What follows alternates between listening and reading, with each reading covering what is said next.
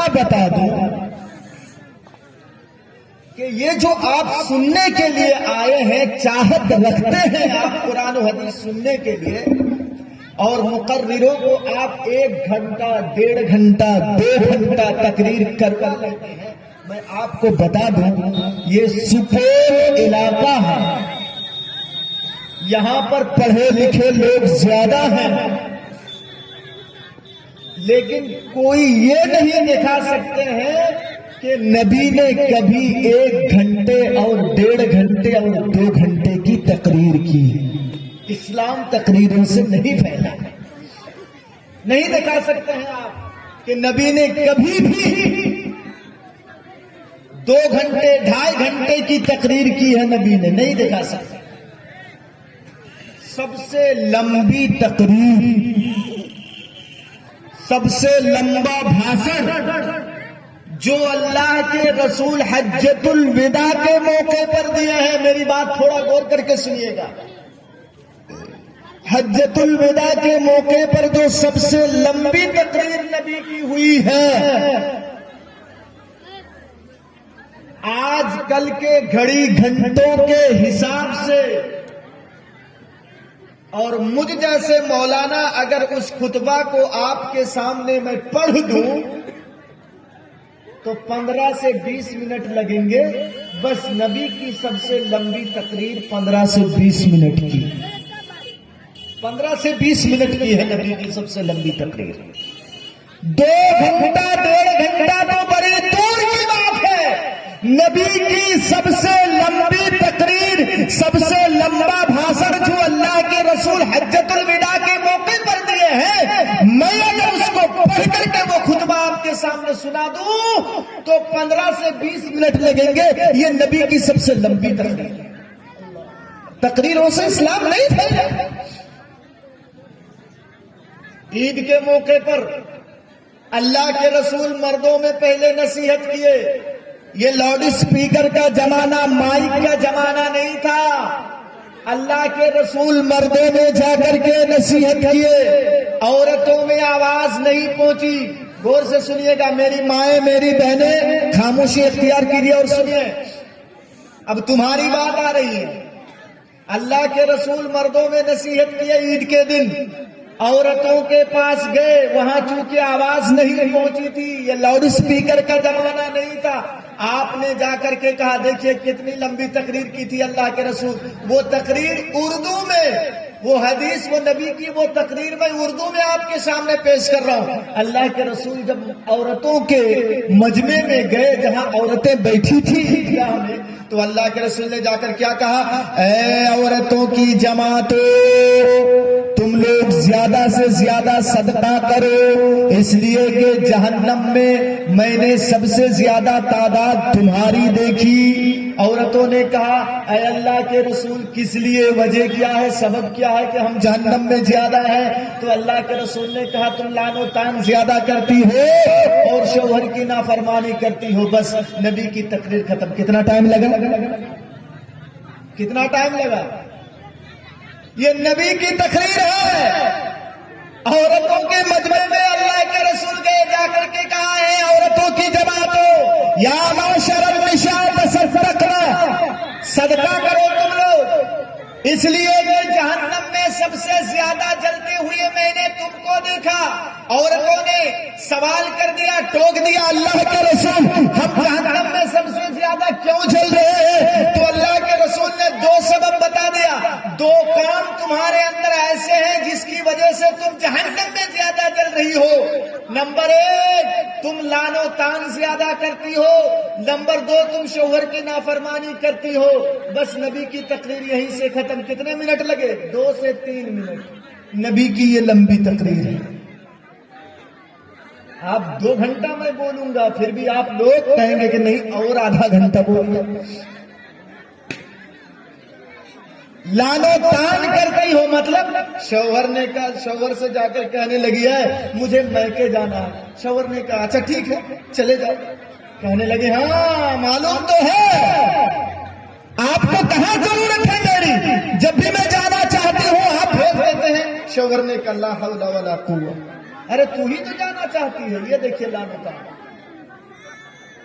नाफरमानी देखिए। फिर दूसरे दिन कहा मैं मैके जाना चाहती हूं, तो शौहर ने आज का, अच्छा ठीक है जाना चाहती हो तो मेरे कुछ काम है, 2-4 दिन बाद तुम जाना, 2-4 दिन बाद तुम जाना, आज रुक जाओ, कुछ काम है, तुम थोड़ा मदद कर देना, हेल्प कर देना। कहने लगी हाँ, जब से आई हूं तुम्हारे घर में नौकर बन करके रहेंगे, नौकरानी बन जाऊंगी मैं। शौहर ने कहा ला हौला वला कुव्वा, अरे तू ही तो जाना चाहती थी, भेजूं तब भी मुसीबत, ना भेजूं तब भी मुसीबत। इसीलिए अल्लाह के रसूल ने कहा तुम 2 काम ऐसे करती हो जिसकी वजह से जहन्नम में मैंने तुमको सबसे ज्यादा दिया। अब आइए मेरे भाइयों, अब सुकून के साथ बैठिए। जिस मुल्क में हम रह रहे हैं, इस मुल्क का नाम है हिंदुस्तान, और यहां पर मुख्तलिफ मदाहिब के लोग पाए जाते हैं। मेरी बात देखिए, मैंने कहा ना कि सोए हुए मुसलमानों को जगाना। आज हम तादाद में कम हैं तो क्या हुआ, 125-30 करोड़ की आबादी है हिंदुस्तान में, तो सिर्फ 30 से 35 करोड़ मुसलमान हैं, बाकी दूसरे लोग हैं। तो हम जो नाउम्मीदी हमारे अंदर पैदा कर लिए हैं और मायूस हो चुके हैं, इसीलिए मैं कहता हूं कुछ हर वाले, हम तादाद में कम हैं तो क्या हुआ, नाउम्मीद मत हो जाइए, मायूस मत हो जाइए। इस हिंदुस्तान में मुस्लिम भी रहते हैं, इस हिंदुस्तान में हिंदू भी रहते हैं, इस हिंदुस्तान में जैनी भाई भी रहते हैं, इस हिंदुस्तान में बुद्धिस्ट भाई भी रहते हैं, इस हिंदुस्तान में पारसी भी रहते हैं, मुख्तलिफ मज़ाहिब के लोग हैं। अगर आप दुनिया में जितने भी धर्म हैं, उन धर्मों को, उन मज़ाहिब को अगर आप गौर से मुताला करेंगे, पढ़ेंगे, तो आपको देखने में मिलेगा कि किसी भी धर्म ने एक दूसरे के साथ नफरत, एक दूसरे के साथ घृणा, एक दूसरे के साथ झगड़ा, एक दूसरे के साथ अदावत, एक दूसरे के साथ दुश्मनी की तालीम नहीं दी है। मेरी बात थोड़ा गौर से सुनिएगा, नहीं तो आप समझ नहीं पाएंगे। किसी भी धर्म ने, बाकी धर्म को छोड़िए, जो मोटे मोटे और मशहूर 4 धर्म हैं, उन धर्म को आप ले लीजिए। हिंदू धर्म, हालांकि हिंदू धर्म कोई धर्म ही नहीं है, हिंदू नाम ही नहीं है, उसका नाम है सनातन धर्म, लेकिन हिंदू बोल करके ये मशहूर हो गया है। नंबर 1 हिंदू धर्म, नंबर 2 सिख धर्म, नंबर 3 जैन धर्म, नंबर 4 ईसाईयत। इन चारों को आप देखिए, ये मशहूर और मोटे मोटे हैं, इन चारों को आप मुताला कीजिए तो किसी भी धर्म ने एक दूसरे के साथ शत्रुता, एक दूसरे के साथ घृणा, एक दूसरे के साथ दुश्मनी की तालीम नहीं दी। वो धर्म ही नहीं हो सकता जो तोड़ने का काम करे। धर्म तो वो है जो जोड़ने का काम करता है, तोड़ने का काम नहीं करता। सबसे पहले आइए मैं हिंदू धर्म को आपके सामने पेश करता हूं। अगर आप हिंदू धर्म का मुताला करेंगे, रामायण को अगर आप पढ़ेंगे तो 2 रामायण है, एक है वाल्मीकि का रामायण और एक है तुलसीदास जी का रामचरितमानस। अगर आप इन दोनों रामायण को पढ़ेंगे तो आपको कहीं भी ये नहीं मिलेगा कि रामचंद्र जी की ये तालीम है कि तुम किसी भीड़ में मेरा नाम लेकर के घुस जाओ और किसी को कत्ल कर दो। कहीं भी आपको रामचंद्र जी की ये तालीम नहीं मिली, बल्कि यहां तक लिखा हुआ है कि अगर तुमने, हिंदू धर्म में यहां तक लिखा हुआ है कि अगर तुमने बगैर गुनाह के, बगैर कसूर के किसी को कत्ल कर दिया तो तुम्हारी आत्मा तुमको जिंदगी भर कोसती रहेगी कि तुमने उनको क्यों मारा। ये हिंदू धर्म की बात आ गई। नंबर 2 पर चलिए, सिख धर्म। اور سکھ دھرم کی کتاب ہے گرو نانک گرو گرنتھ. آپ جب اس کا مطالعہ کریں گے اور دیکھیں گے تو آپ کے پاس آپ کے سامنے یہ بات آئے گی کہ سکھ دھرم کی یہ تعلیم ہے کہ اگر تمہاری ذات سے کسی دوسرے کو تکلیف پہنچ رہی ہے، اگر تمہارے ذریعے سے تمہاری ذات سے کسی دوسرے کو کوئی دوسرا انسان سنتوشٹ نہیں ہے، تمہارے ذریعے سے تکلیف پہنچ رہی ہے، تو سکھ دھرم کہتا ہے کہ تمہارے اندر سے انسانیت ختم ہو چکی ہے، تمہارے اندر انسانیت ہے نہیں، تمہارے اندر کوئی جانور بیٹھا ہوا ہے، انسانیت تمہارے اندر سے ختم ہے. اس دھرم کی تعلیم ہے یہ سکھ دھرم. جین دھرم کو اٹھائیے، جین دھرم کو اٹھائیے اور پڑھ کر کے دیکھیے، اس میں آپ کو یہاں تک ملے گا کہ سورج ڈوبنے سے پہلے، سورج آست ہونے سے پہلے، یعنی سورج ڈوبنے سے پہلے تم رات کا کھانا کھا لو. غور سے سنیے گا، سورج ڈوبنے سے پہلے تم رات کا کھانا کھا لو. کیوں؟ اس لیے کہ سورج ڈوبنے کے بعد جب تم رات کا کھانا کھانے کے لیے چراغ جلاؤ گے تو ہو سکتا ہے کوئی چیونٹی، کوئی کیڑا تمہارے گرم کھانے کے اوپر گر جائے اور مر جائے تو تم چیونٹی کے جان لینے والے بن جاؤ گے. اسی لیے جین دھرم کی یہ تعلیم ہے کہ رات کا کھانا تم سورج ڈوبنے سے پہلے کھاؤ. جین دھرم تو ایک کیڑے تک کو، ایک چیونٹی تک کو مارنے کی اجازت نہیں دیتا ہے. اے کسہر والوں، فیصلہ آپ کے پاس میں رکھ رہا ہوں. دلی کے اندر جو ہنگامہ لاک ڈاؤن سے پہلے ہوا، اب بتائیے ان دھرموں کے انوسار بتائیے دلی کے اندر جو ہنگامہ ہوا ان دھرموں کے انوسار وہ اچھا ہوا، صحیح ہوا کہ غلط ہوا؟ فیصلہ آپ کریں گے، میں فیصلہ نہیں کروں گا. اسی لیے آپ بہت سے جینی بھائیوں کو دیکھیں گے ایک دھاگا یہاں سے باندھ لیتے ہیں اور جینی بھائیوں کے جو مہان پروش ہوتے ہیں، سادھو ہوتے ہیں، وہ ننگے چلتے ہیں، بیچارے کچھ نہیں پہنتے، ننگے رہتے ہیں.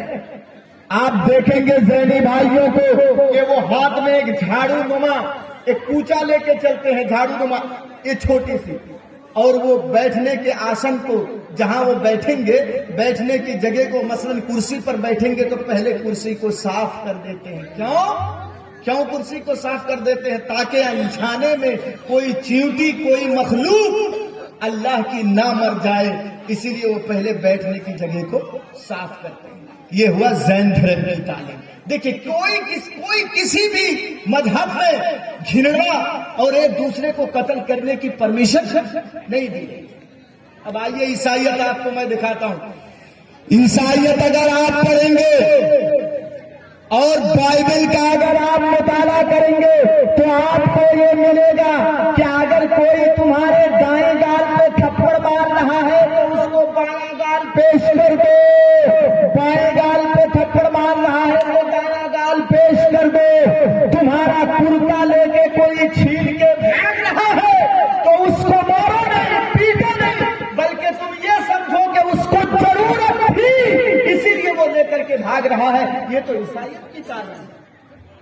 کوئی بھی دھرم گھرنا، ایک دوسرے کو قتل کرنے، جے شری رام کا نعرہ لگانے، مذہب کے نعرے لگانے کی کوئی بھی تعلیم، کوئی بھی مذہب آپ کو یہ شکشا نہیں دے رہا.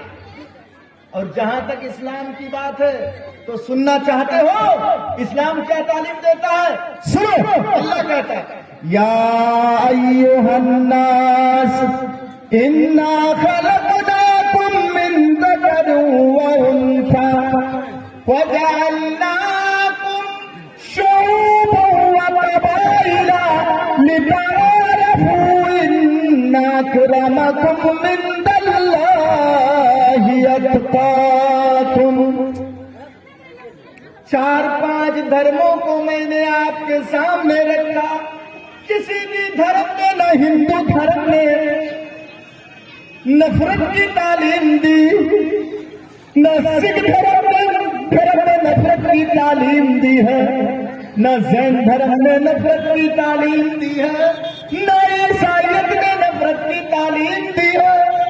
جہاں تک اسلام کی بات ہے تو اے کسہر والو سنو، اللہ کہتا ہے یا ایھا الناس، اے سارے وشو کے مانوگر، اے ساری دنیا کے لوگوں، اللہ نے صرف ہندوستان میں رہنے والے مسلمانوں سے نہیں کہا، اللہ نے صرف ہندوستان میں رہنے والے یہ 335 کروڑ مسلمانوں سے نہیں کہا، بنگلہ دیش میں رہنے والے مسلمانوں سے اللہ نے صرف نہیں کہا، افغانستان میں رہنے والے مسلمانوں کو نہیں کہا، بلکہ علماء موجود ہیں قرآن میں جہاں ناس کا لفظ آیا ہے ہندو مسلم کی قید نہیں ہے، اللہ ساری دنیا کے لوگوں کو، چاہے وہ کسی بھی دھرم سے تعلق رکھنے والا ہو، چاہے وہ ہندو ہو، چاہے وہ جینی ہو، چاہے وہ پارسی ہو، چاہے وہ بدھسٹ ہو، چاہے وہ مسلمان ہو، اللہ سب کو لپیٹ کر کے کہہ رہا ہے یا ایھا الناس، اے لوگوں، انا خلقناکم من ذکر و انثی، ہم نے تم کو ایک مرد اور ایک عورت سے پیدا کیا ہے۔ کیا سمجھے؟ کیا سمجھا؟ اللہ کہتا ہے ہم نے تم کو ایک مرد سے اور ایک عورت سے پیدا کیا ہے۔ اس کا مطلب کہ تم لوگوں کا باپ ایک ہے، تم لوگوں کی ماں بھی ایک ہے۔ جب تم لوگوں کا باپ اور ماں دونوں ایک ہے تو اے دنیا والو، تم ہندو مسلم جین عیسائی پارسی ہو کر کے لڑتے کیوں ہو؟ جب باپ ایک ہے اور ماں ایک ہے تو تم سب کے سب آپس میں بھائی بھائی ہو۔ سب کے اوپر اسلام بھاری پڑ گیا نا، سب کے اوپر اسلام بھاری پڑ گیا، تم سب کے سب بھائی بھائی ہو۔ وَجَعَلْنَاكُمْ شُعُوبًا وَقَبَائِلَ، اللہ پھر کہتا ہے، واضح کر دیتا ہے کہ نہیں، دنیا میں تو کچھ شعبے کچھ قبیلے ہیں اور میں نے بنایا ہے، اللہ کہتا ہے میں نے بنایا ہے۔ وَجَعَلْنَاكُمْ شُعُوبًا وَقَبَائِلَ، ہم نے شعبے اور قبیلے برادریاں ہم نے ضرور بنائی ہیں۔ کون کہتا ہے؟ اللہ کہتا ہے، لیکن اس لیے نہیں کہ پٹھان خان سے چھوٹا ہے، خان پٹھان سے بڑا ہے، تیلی چھوٹا ہے، اس لیے نہیں بنایا ہے، بلکہ ہمیں تمہاری ذاتیں اور برادریاں، شعبے اور قبیلے اس لیے بنائے ہیں لِتَعَارَفُوا، ایک دوسرے کو چننے کے لیے، ایک دوسرے کو پہچاننے کے لیے ہم نے تمہارے شعبے اور قبیلے بنائے ہیں۔ یہ تمہاری جاہلانہ تعلیم کا نتیجہ ہے کہ تم کہتے ہو کہ نہیں، یہ نیچے طبقے کے لوگ ہیں، یہ اوپر طبقے کے لوگ ہیں، ان کی اہمیت زیادہ ہے، ان کی اہمیت کم ہے۔ یہ تمہاری جاہلانہ تعلیم کا نتیجہ ہے۔ اللہ تو کہتا ہے لِتَعَارَفُوا، ہم نے شعبے اور قبیلے اس لیے بنائے ہیں تاکہ تم ایک دوسرے کو پہچانو۔ اور جانتے ہو سب سے بڑا اللہ کی نظر میں کون ہے؟ سب سے بڑا اللہ کی نظر میں کون ہے؟ اِنَّ أَكْرَمَكُم عِندَ اللَّهِ أَتْقَاكُم، جو اللہ سے سب سے زیادہ ڈرتا ہے اللہ کی نظر میں وہ سب سے بڑا ہے۔ میں آپ کو ایک مثال دوں، اگر کسہر کا ایک فقیر، ایک بھکاری جو بھیک مانگتے پھر رہا ہے، اگر وہ اللہ سے کما حقہ ڈر رہا ہے تو اللہ کی نظر میں، اللہ کی درشٹی میں اس فقیر کی جو اہمیت ہے، قدر و قیمت ہے، وہ سعودیہ کے بادشاہ کی۔ اگر ایک فقیر اللہ سے ڈرتا ہے تو اسلام کی بات آ گئی آپ کے سامنے۔ اسلام بھی گھرڑا اور نفرت کی تعلیم نہیں۔ میرے بھائیوں، آج ہم تعداد میں کم ہیں تو کیا ہوا؟ ڈریے نہیں، اللہ کہتا ہے ولا تہنوا ولا تحزنوا وانتم الاعلون ان کنتم مؤمنین. اے مسلمانوں تم گھبراؤ نہیں، تم غمگین مت ہو جاؤ. اے سپول کے رہنے والے مسلمانوں، ہندوستان کے رہنے والے مسلمانوں تم گھبراؤ نہیں. اللہ کہتا گھبراؤ نہیں. کشمیر سے دھارا 370 کو ہٹا دیا گیا تو کیا ہوا؟ تم گھبراؤ نہیں. برما میں تمہارے بھائیوں کو مار دیا گیا تو کیا ہوا؟ تم گھبراؤ نہیں. ایودھیا میں تمہاری مسجد چھین لی گئی تو کیا ہوا؟ تم گھبراؤ نہیں. اللہ کہتا ہے ولا تہنوا ولا تحزنوا وانتم الاعلون ان کنتم مؤمنین. گھبراؤ نہیں، سربلندی تمہیں کو ملے گی. آج حکومت تمہاری ہاتھوں میں نہیں ہے تو کیا ہوا؟ ایک دن حکومت تمہاری ہاتھوں میں آئے گی. ایک دن MLA تم بنو گے، ایک دن MP تم بنو گے، ایک دن پردھان منتری تم بنو گے. ولا تہنوا ولا تحزنوا وانتم الاعلون ان کنتم مؤمنین. لیکن اللہ نے ایک شرط لگا دی ہے، اللہ نے ایک شرط لگا دی ہے ان کنتم مؤمنین. پہلے تم مومن بنو، پہلے مومن بنو، اس کے بعد یہ ساری چیزیں تم کو ملیں گی. مسجد تمہاری چھین لی گئی، مسجد آ جائے گی. گھبراؤ نہیں. دھارا 370 کو کشمیر سے ہٹا دیا گیا ہے، پھر سے لاگو ہو جائے گا. گھبراؤ نہیں. 3 طلاق کے مسئلے کو، جبکہ یہ ہمارا پرسنل مسئلہ ہے، دھارمک معاملہ ہے، سپریم کورٹ میں لے جا کر کے قرآن و حدیث کے خلاف فیصلہ ہو گیا. گھبراؤ نہیں. جب تمہاری حکومت آئے گی تم قرآن و حدیث کے مطابق فیصلے کر لینا. یہ ساری چیزیں تم کو مل جائیں گی. وانتم الاعلون، سب سے اوپر میں تم رہو گے، برتری تمہیں ملے گی. لیکن اللہ نے ایک شرط لگا دی ہے ان کنتم مومنین. پہلے مومن بنو، اس کے بعد یہ ساری چیزیں تم کو ملیں گی. آپ کہیں گے مولانا مومن کس کو کہتے ہیں؟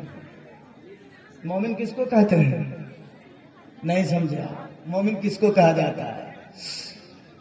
انما المؤمنون اذا ذکر اللہ وجلت قلوبهم. مومن کی ایک پہچان، چونکہ یہ میرا موضوع نہیں ہے اسی لیے میں تھوڑا سا ٹچ کر کے نکل جاتا ہوں. مومن وہ ہے، مومن کی پہچان میں بتا دے رہا ہوں. ابھی جلسے ختم ہونے کے بعد کتنے لوگ فجر کی نماز پڑھیں گے مجھے معلوم نہیں ہے، لیکن مومن کون ہے میں آپ کو بتا دوں. انما المؤمنون اذا ذکر اللہ وجلت قلوبهم. مومن وہ ہے جب مومن کے سامنے اللہ کا نام آتا ہے. مومن کے سامنے جب اللہ کا نام آتا ہے وجلت قلوبهم، تو مومن کا دل دہل جاتا ہے. کتنے ایسے لوگ ہیں کہ آپ کا دل دہل رہا ہے؟ دکان میں بیٹھ کے چائے پی رہے ہیں. ہاں، بنگال میں الیکشن ہونے والا ہے، دنیاوی گفتگو کر رہے ہیں، دکان میں بیٹھے بیٹھے چائے پی رہے ہیں. بنگال میں اس مرتبہ الیکشن ہوگا. کوئی کہتا نہیں BJP کی سرکار آئے گی، کوئی کہتا نہیں ممتا کی سرکار آئے گی. بات کر رہے ہیں ارے ہم نے مکئی لگایا ہے 3 بیگھا میں، 3 مرتبہ پانی دے چکا، صحیح نہیں ہوا ہے، پھر کل سے پانی دوں گا. دنیاوی گفتگو کر رہے ہیں. اتنے میں مؤذن کی اذان کی آواز آتی ہے، اللہ اکبر اللہ اکبر. اللہ کا نام آیا نا. یہ بیچارہ مسلمان جو اپنے آپ کو مسلمان کا دعویٰ کرتا تھا، چائے کی کپ کو رکھ دیا اور گھر کی طرف بھاگ گیا. کچھ ہر والے قرآن و حدیث کے فیصلے کے انوسار یہ مومن اور مسلمان نہیں ہے. حالانکہ اگر ہم اس کو مومن اور مسلمان کیوں نہ کہیں، نہیں ہے تو قرآن نے کیا کہا؟ وجلت قلوبہم، اس کا دل دہل جائے گا. چائے کا کپ رکھ کر کے اس کو مسجد کی طرف بھاگنا چاہیے، لیکن گھر بھاگ رہا ہے. اس کا مطلب اللہ کا نام سننے کے بعد بھی اس کا دل نرم نہیں ہوا، خوف خدا اس کے اندر نہیں ہے، وہ مومن نہیں ہے. مومن کی 1 نمبر کی پہچان. دوسری پہچان مومن کی بتا دوں، وَإِذَا تُلِيَتْ عَلَيْهِمْ آيَاتُهُ زَادَتْهُمْ إِيمَانًا. یہ میرا موضوع نہیں ہے، میں ٹچ کر کے کے سر پہ نکلوں گا. مومن کو ہم اس انداز میں بھی پہچانیں گے. مومن کی علامت ہم دیکھیں گے کہ جب مومن کے سامنے قرآن پڑھی جائے, جب مومن کے سامنے قرآن کی تلاوت کی جائے, زادتہم ایمانا, تو مومن کا ایمان زیادہ ہوتا ہے. آپ کہیں گے مولانا ایمان کوئی ربڑ والی چیز ہے کہ اس کو کھینچیں گے تو بڑا ہوگا, چھوڑ دیں گے تو چھوٹا ہو جائے گا. ہاں, قرآن کہتا ہے کہ جب مومن کے سامنے قرآن پڑھی جائے گی تو مومن کا ایمان بڑھتا ہے. بلکہ امام بخاری رحمہ اللہ خود باب باندھے ہیں, الایمان یزید و ینقص, ایمان بڑھتا بھی ہے ایمان گھٹتا بھی ہے. جیسے قرآن سن کر کے ایمان بڑھتا ہے, تازہ ہوتا ہے.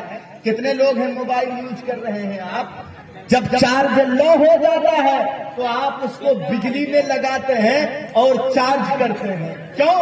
آپ کو ضرورت ہے بات کرنے کی, آپ بجلی سے چارج کرتے ہیں, لائٹ میں لگاتے ہیں, پھر جا کر کے بات کرتے ہیں. تو مومن کا بیٹری جو اللہ نے ایمان کا یہ بیٹری بنایا ہے, اس بیٹری کا چارج جب لو ہو جاتا ہے, ختم ہونے کی طرف رہتا ہے, تو اس بیٹری کو چارج کیا جاتا ہے قرآن سے, اس بیٹری کو چارج کیا جاتا ہے حدیث.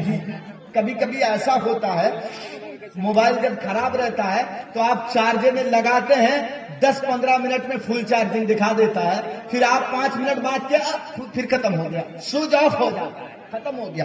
اس کا مطلب کہ وہ فالس چارج ہوا.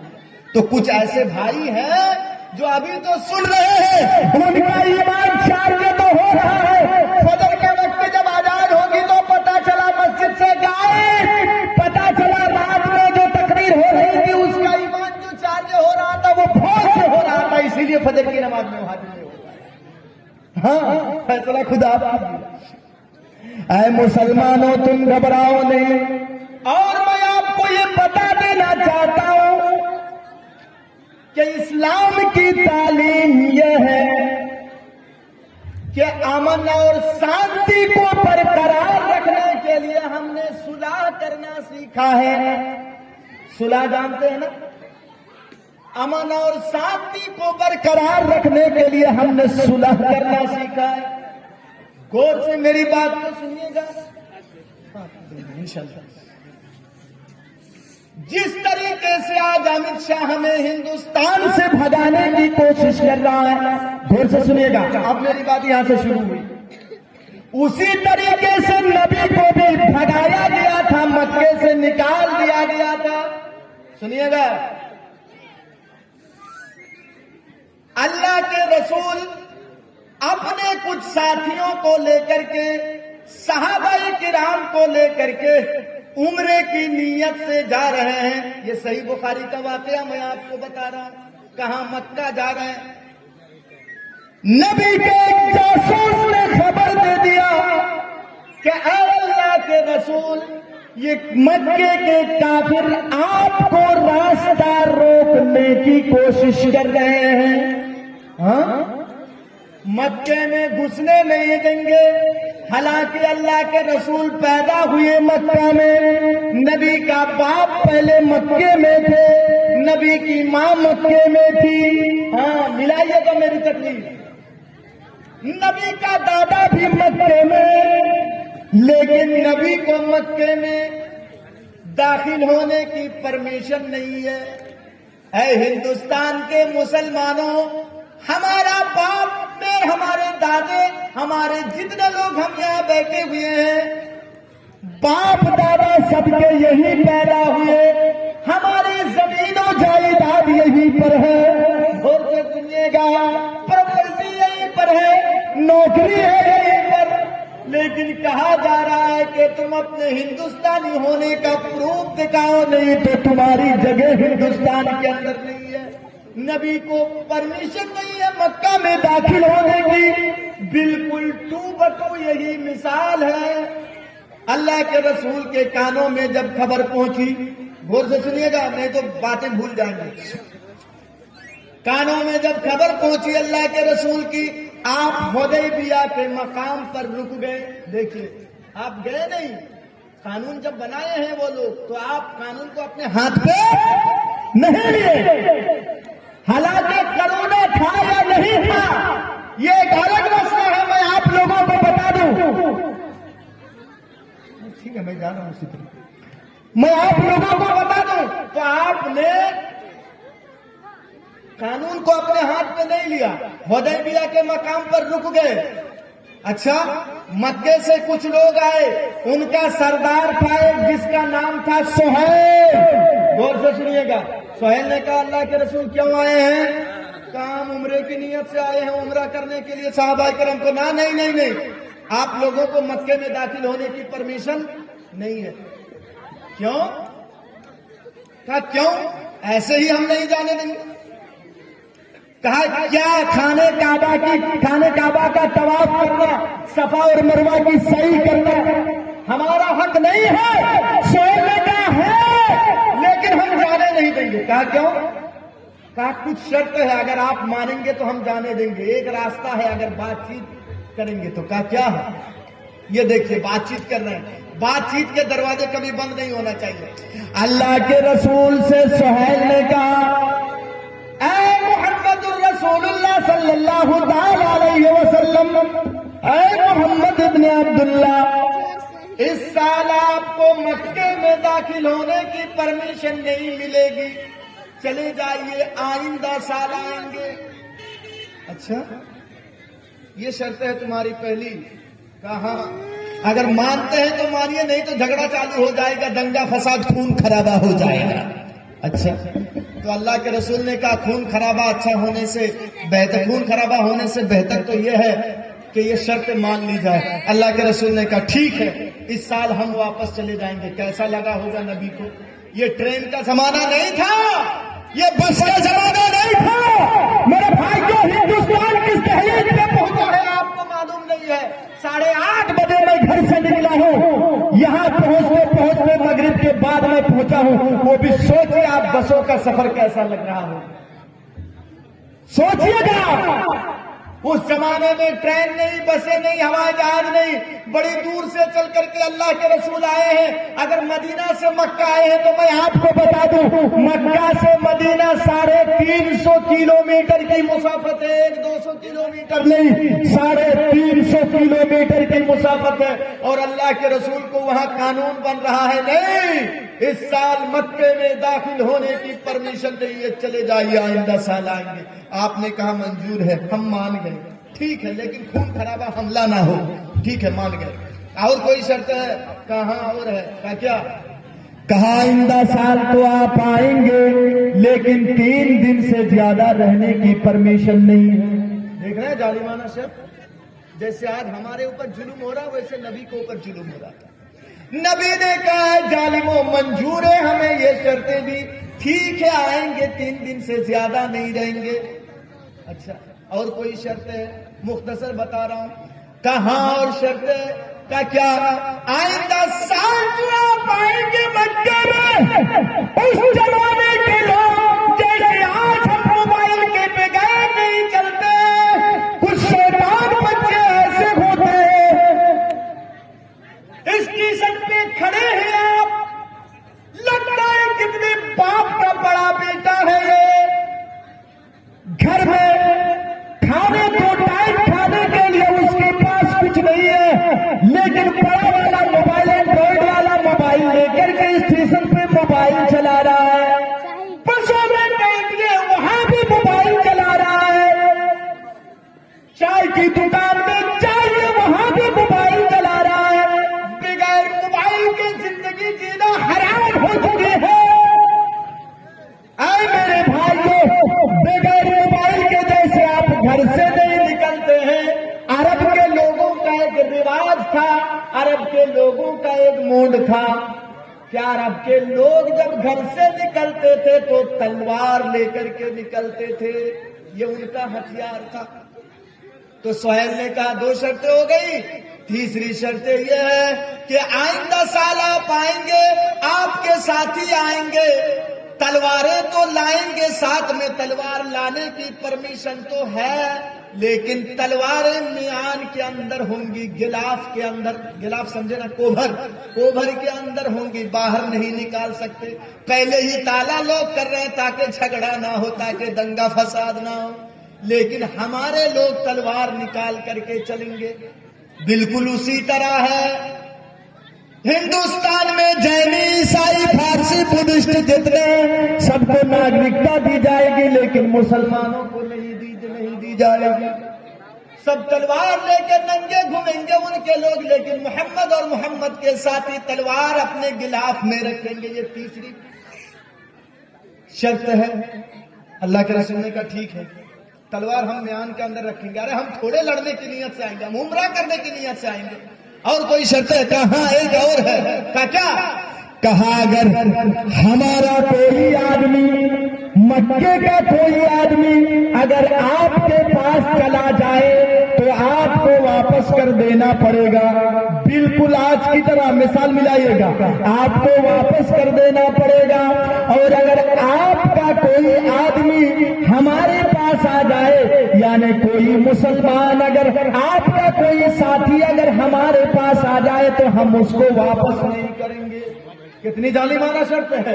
کوئی مسلمان ان کی پکڑ میں آ جائے تو وہ چھوڑیں گے نہیں، لیکن کوئی ہندو اگر نبی کی پکڑ میں آ جائے تو نبی سے شرطیں لگا رہے ہیں کہ آپ کو چھوڑنا پڑے گا۔ اللہ کے رسول نے کہا ٹھیک ہے چھوڑ دیں گے، جاؤ ساری شرطیں ہم مان لیں گے، لیکن خون خرابہ نہیں ہونا چاہیے۔ اے ہندو دھرم کے لوگوں سنو، خون خرابہ کو بند کرنے کے لیے، حملہ کو بند کرنے کے لیے، شتروتا اور گھیرا کو ختم کرنے کے لیے اسلام نے صلح کرنا سکھایا ہے۔ صلح اللہ کے رسول مان گئے، تحریری شکل میں، وہ بھی زبانی نہیں، تحریری شکل میں لکھ رہے ہیں۔ جب قانون بن کے تیار ہو گیا، کافروں کا سردار جو سہیل آیا تھا، سہیل سے کہا گیا تم سگنیچر کر دو، وہاں اس نے نیچے سگنیچر کر دیا۔ اللہ کے رسول بھی نیچے سگنیچر کر دیے لکھ کر کے کہ یہ ساری شرطیں جناب محمد الرسول اللہ صلی اللہ تعالی علیہ وسلم کو منظور ہے۔ اس کے بعد اللہ کے رسول سگنیچر کر دیے۔ سہیل نے جب پڑھا تو دیکھ کر کے کہنے لگا ایک غلطی ہو گئی ہے یہاں کا۔ کیا کہا؟ یہ محمد الرسول اللہ کیوں لکھے ہیں؟ ہم تو آپ کو اللہ کا رسول مانتے ہی نہیں ہیں۔ اگر آپ کو اللہ کا رسول مان لے تو جھگڑا ختم ہو جائے گا۔ ہم تو مانتے ہی نہیں ہیں آپ کو اللہ کا رسول۔ محمد ابن عبداللہ، عبداللہ کا بیٹا لکھو۔ دیکھ رہے ہیں اللہ کے رسول نے حضرت علی سے کہا علی کاٹ دو میرے نام کو، جس جگہ پہ میرا نام لکھا ہوا ہے کاٹ دو اس جگہ کو، رسول اللہ کا لفظ کاٹ دو۔ علی نے کہا اے اللہ کے رسول، اللہ نے آپ کو رسول بنا کر کے بھیجا ہے، کوئی مانے یا نہ مانے، میرا تو یقین ہے کہ اللہ نے آپ کو رسول بنا کر کے بھیجا ہے۔ اے اللہ کے رسول، میں آپ کے نام کے اوپر قلم نہیں چلا سکتا، میرے ہاتھوں میں اتنی طاقت نہیں ہے۔ اس کے بعد اللہ کے رسول نے کہا دکھاؤ کہاں ہے میرا نام۔ حضرت علی نے کہا یہ آپ کا نام ہے، آپ نے کاٹ دیا۔ حضرت عمر بات بات پہ تلوار نکالنے والے اللہ کے رسول کا ہاتھ پکڑ کر کے کہنے لگے ٹھیک ہے آپ کاٹ دیجیے، رسول اللہ کا لفظ آپ کاٹ دیجیے، لیکن اتنا بتا دیجیے السنا علی الحق، کیا ہم حق پر نہیں ہیں؟ اللہ کے رسول نے کہا ہم حق پر ہیں، لیکن یہ لوگ اگر چاہتے ہیں صلح اسی سے ہو رہا تو ہو جائے۔ اے خوشحال کے میرے بھائیوں، ایک چیز میں آپ کو بتاؤں، اور پہلے بھی میں بتایا تھا، یہ جلسہ کیوں ہو رہا ہے؟ اس مدرسے کے خاطر۔ قرآن آپ سن رہے